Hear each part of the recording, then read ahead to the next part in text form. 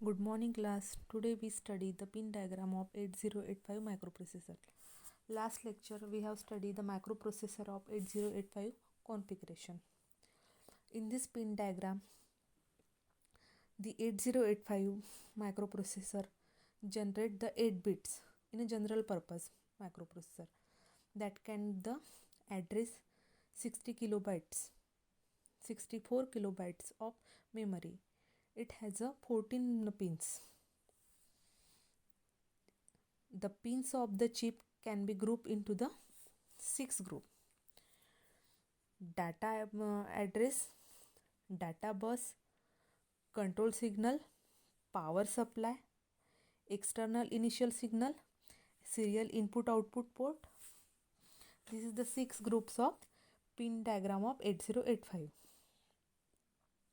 In this AD0 to AD7 or A8 to A15, this is the address bus and data bus. AD0 to AD7, this is the initial this is the address bus or data bus. It is a multiplex bus. तो ॲड्रेसही carry करेल आणि डाटाही carry करेल ALEच्या हेल्पनी. What is a ALE? ALE is a address latch enable. जेव्हा तो data बस carry करेल तर तो लोअर असेल आणि जेव्हा तो ॲड्रेस बस कॅरी करेल तर तो हायर असेल. Address bus is a 16 bits and data bus is a 8 bits. In data bus carries the data in a binary from between microprocessor and other external units such as a memory. Data bus काय करतो? Data transmit करतो. आणि address bus is a carries to address is one way from the microprocessor. तो एका वेनी मायक्रोप्रोसेसरला data घेतो आणि other डिव्हाइसला provide करतो. This is the address bus and data bus. कोणाच्या मार्फत लॅच होते? तो ALEच्या मार्फत. Address latch enable. Then X1 आणि X2. X1 आणि X2 काय आहे? X1 आणि X2 हे इंटरनल फ्रिक्वेन्सी सेट करतो मायक्रोप्रोसेसरची. जेव्हा आपण कोणताही क्रिस्टल मायक्रोप्रोसेसरला लावला तर तो X1 आणि X2 मार्फत त्याची इंटरनल फ्रिक्वेन्सी सेट होईल. देन आहे रिसेट इन आणि रिसेट आउट. कोणताही प्रोग्राम आपल्याला एक्झिक्यूट करायचा असेल तर तो आपल्याला आधी रिसेट इन करावं लागेल, नंतर रिसेट आउट करावं लागेल. तर रिसेट इन आणि रिसेट आउट काय करेल? मायक्रोप्रोसेसरची पोझिशन ठरवून तो प्रोग्राम इनिशियल स्टेटवर रिसेट करेल किंवा तो आउट करेल आणि तो काउंटरला जाऊन एक्झिक्यूट करेल आणि रजिस्टरमध्ये स्टोअर होईल. देन आहे SOD आणि SID. देन SOD आणि SID काय आहे? व्हॉट इज अ SOD आणि SID? आपण मागच्या लेक्चरमध्ये शिकलो. तो SOD is a serial input data and SID is a serial output data. म्हणजे SOD आणि SID काय करतो? SOD आणि SID हा सिरियली डाटा इन करतो आणि डाटा आउटपुट करतो. देन मग पुन्हा तीच प्रोसेस होते, फेच होते, डिकोड होते आणि प्रोग्राम एक्झिक्यूट होतो. जसं आपण आर्किटेक्चरमध्ये शिकलो आहे की कोणताही प्रोग्राम आर्किटेक्चरमध्ये 3 स्टेप्स असतात: fetch, decoding and executing. Then same process in pin diagram: fetch, decoding and executing. Then आहे आता आपण बघू ट्रॅपमध्ये 3 पोझिशन असतात. 3 इंटरप्ट प्रायोरिटी पोझिशन असतात: RST 7.5, RST 6.5, RST 5.5. आणि RST 6.5, RST 7.5 आणि RST 5.5 हे काय आहे? This is the hardware trap. We gets the interrupt This line or pins instruction execute from fixed location in a memory. RST trap काय करतो, कोणताही programme execute करायचा असेल तर त्याची फिक्स पोझिशन ठेवतो. कोणामार्फत? ट्रॅपमार्फत.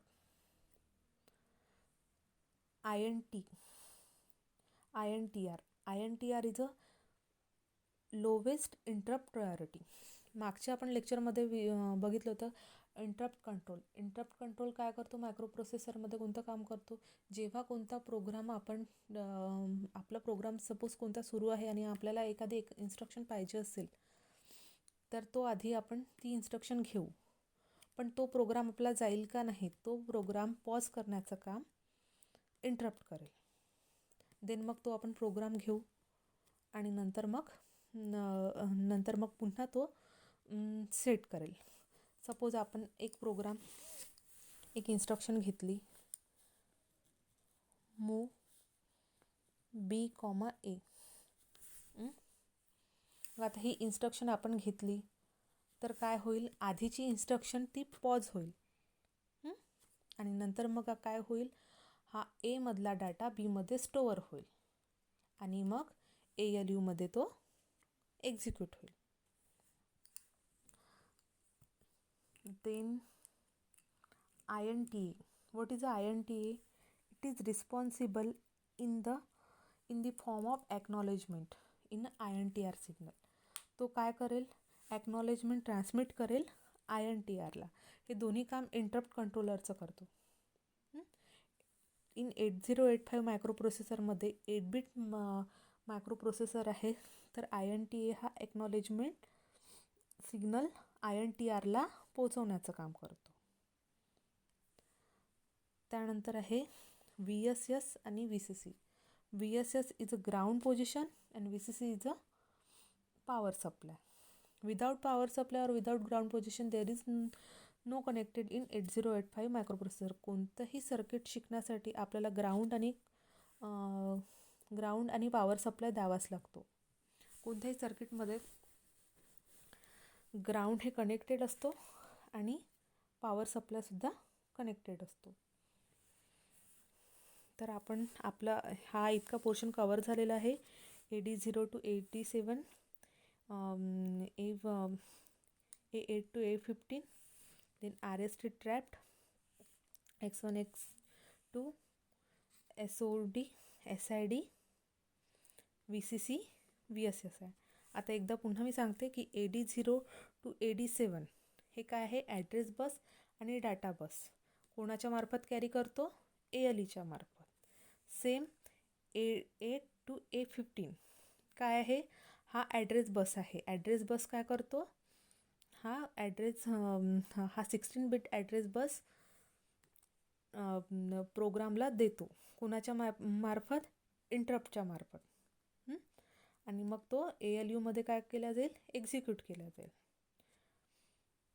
डिकोडिंगमध्ये डिकोड केला जाईल आणि आधी तो काय होईल, फेच होईल. देन त्याच्यानंतर आपण रिसेट सेट बघितलेला आहे. रिसेट इन आणि रिसेट आउट.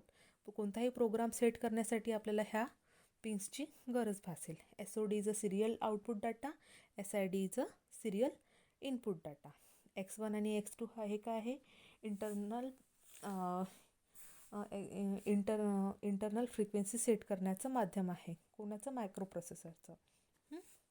VCC आणि VCC is a power supply and VSS is a ground. तर आता इतका पोर्शन आपल्याला झालेला आहे. त्यानंतर hold. What is a hold and what is a HLT. आता होल्ड काय करतो, इट इंडिकेट्स अनादर device it requesting for the use of address and data bus. Hold कशाच्या यूजसाठी होतो, ॲड्रेस बस आणि डाटा बस.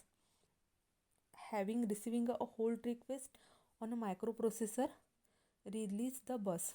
म्हणजे काय होणार, मायक्रोप्रोसेसरमध्ये होल्ड रिक्वेस्ट जर रिसीव केली तर तो डाटा बस कॅरी करू राहिला की ॲड्रेस बस कॅरी करणार हे आपल्याला होल्डनी माहीत पडणार. आणि आपण हा प्रोग्राम होल्ड करू शकतो कोणामार्फत, तर पिन होल्ड मार्फत. Hold is a acknowledgement. Hold हे ॲक्नॉलेजमेंट म्हणून पण यूज केले जाते. जेव्हा ॲड्रेस बस आणि डाटा बस रीड आणि राईट करतो तेव्हा होल्ड हे फंक्शन वर्क करतं.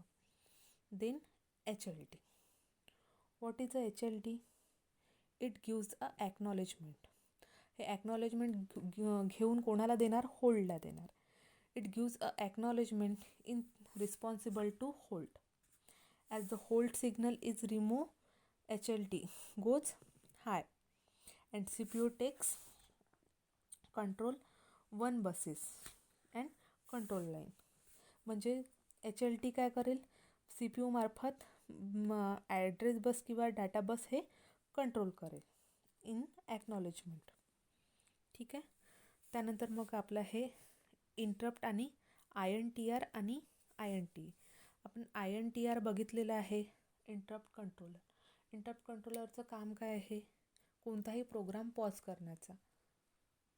जर कोणता डाटा आपल्याला सेव्ह करायचा असेल तर इंटरप्ट कंट्रोलर आपण काय करतो? आधी इंटरप्ट कंट्रोलर तो प्रोग्राम आधीचा पॉज करेल, तो डाटा घेईल, नंतर मग रिसेटनी तो सेट होईल आणि मग पुन्हा तो एक्झिक्यूट होईल. INTR is a lowest interrupt priority request. An interrupt is used to input output transfer data from without you wasting the time. हा इंटरप्ट कंट्रोलर काय करेल? टाईम वेस्ट होऊ देणार नाही. What is a INTA?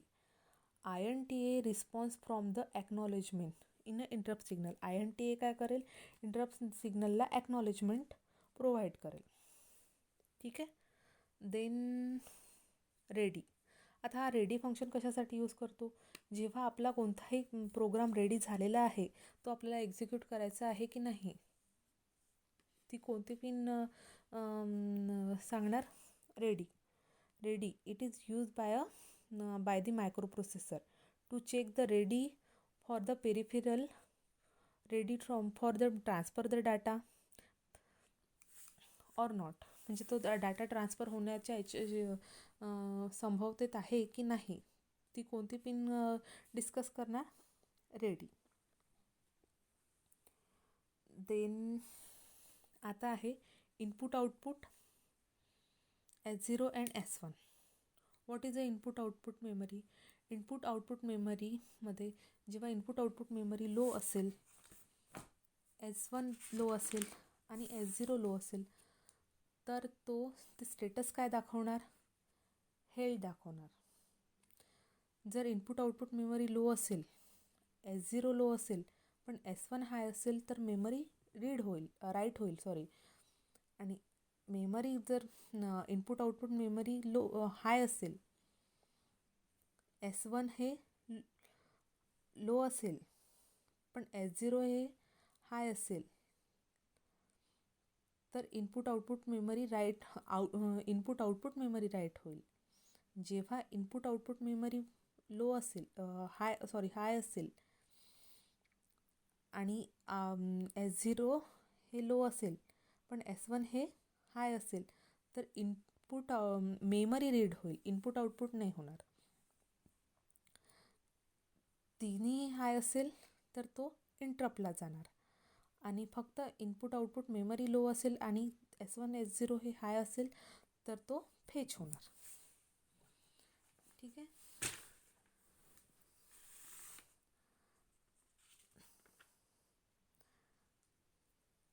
मग त्यानंतर what is read and what is right.